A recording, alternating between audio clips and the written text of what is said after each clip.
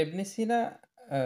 یا د طبابت پلار، هغه چا چې په طبابت کې ډېر پرمختګ کړی و په خپله پېړۍ کې، هغه په شپږ کلنۍ کې قرآن عظیم الشان بشپړ لوستی و، ختم کړی و. ابن سینا تر 18 کاله کښته هغه وخت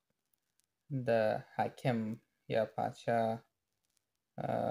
یو ډول ناروغي پیدا کړې وه چې هغه د قصر طبیب نسو کولی چې هغه درملنه وکړي. خو کله چې یو ځوان ابن سینا د هغه د درملنې غوښتنه وکړه، وی کولی سو چې هغه ته درملنه وکړي او پایله هم ډېر ښه وه. ابن سینا په کور کې و چې ورپسې د قصر یا د پاچا د لوري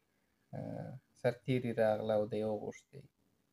د کورنۍ مور و پلار یې بیرېدل غوښتل چې ښایي هغه دوا چې ده ورکړې هغه منفي تاثیر کړی او شاید ته جزا ورکړي. خو ابن سینا چې کله قصر ته وغوښتل سو، نو حاکم ورته وویلې چې ستا په درملو سره ما بشپړه شفا ترلاسه کړې، هغه چا چې زما د قصر طبابت او درملنه مسؤلیت په غاړه درلود اوښتی هغه ونسو کولی، خو تا اوس کولی. ته اوس ماته ووایه چې زه ستا لپاره کومه ډالۍ درکړم، زر غواړې، زیورات غواړې، یو ښایسته نجلۍ درته په نکاح کړمه، بس څه چې ستا غوښتنه وي ته هغه راته ووایه چې هغه زه ستا په خوښه تا ته درکړم. ابن سینا ورته ویلې چې زه یو شی غواړم، هغه دا چې ما د قصر کتابتون ته پرېږده چې زه موجوده کتابونه ولولم او دا زما تر ټولو لویه غټه غوښتنه ده. حاکم ورته حیران سو چې ستا غوښتنه هغه هم ده، زه تا ته کولی سم چې تر دې لویه ډالۍ درکړم. چون ابن سینا هغه کس و چې شپږ کلنۍ کې د قرآن ختم کړی و، لوستی و بشپړ، خو هغه د ساینسي د خدای په هغه خلقت کې غوښتله چې څېړنه وکړي، په طبابت کې هغسې یو شی ځان ته شاته پرېښول چې تر ننه پورې موږ هغه کاروو.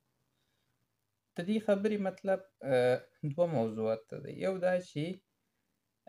څو چې انسان ژوندی وي هغه هم عصري علومو ته او هم دیني علومو ته اړتیا لري چې په دواړو کې باید سر خلاص کړي، او د بل اړخه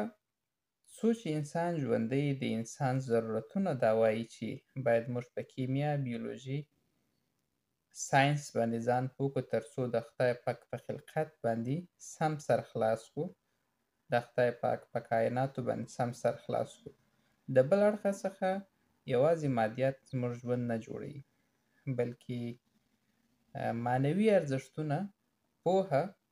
هغه څه دی چې زموږ د راتلونکي ژوند، زموږ د راتلونکي نسل تضمین کولی شي. نو په ټوله کې